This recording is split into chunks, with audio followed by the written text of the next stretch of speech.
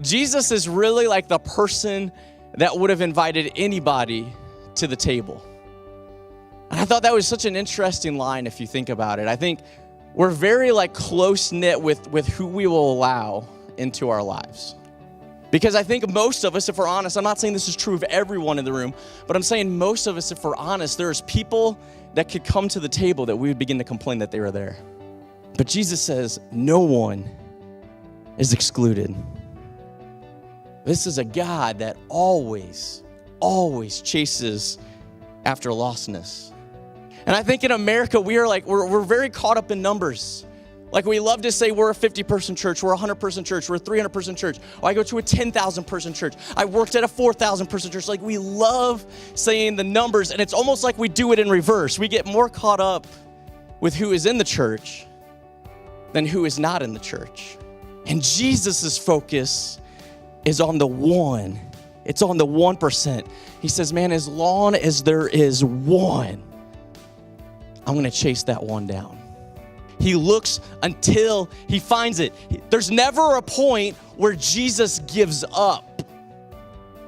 There's never a point where he stops searching after the person. There's never a point where they have wandered out far enough from where he started. They've never gone far enough that he's like, you know what? I'm not traveling that far. That's too many mountains. That's too many valleys. I'm not walking that kind of distance. You're on your own now. You made your choice. Jesus never does that. He looks until he finds it. We should be looking for what is lost. We should be bringing what is lost into foundness. We should be bringing them home, and then we should be celebrating together. So it is not just a picture of Jesus. It is not just a picture of us, but it is a picture of what the church as a collective can do and what it can look like. We are called to seek. We are called to search. We are called to take our light into the darkness. We are called to find what was lost. And when it is, we are called to celebrate. Because we realize the celebration is not about us. It's not about adding one more to our number. It's not about making it 151 now. It's about taking down the percentage of lost. It's about going out there and bringing people back. How do we value the lost? So I think that's what it all rests on, right?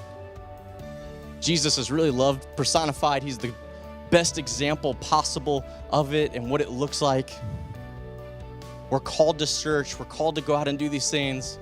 But it really rests in the idea of whether we value it.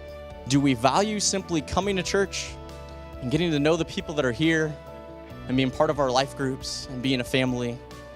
Or do we value bringing other people into the family? Do we value putting people on our shoulders and carrying them home?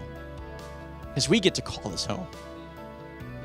Well, my guess is there's a lot of people out there that have completely lost what the idea of home is or what direction that is. We're called to show them. How do we value the lost?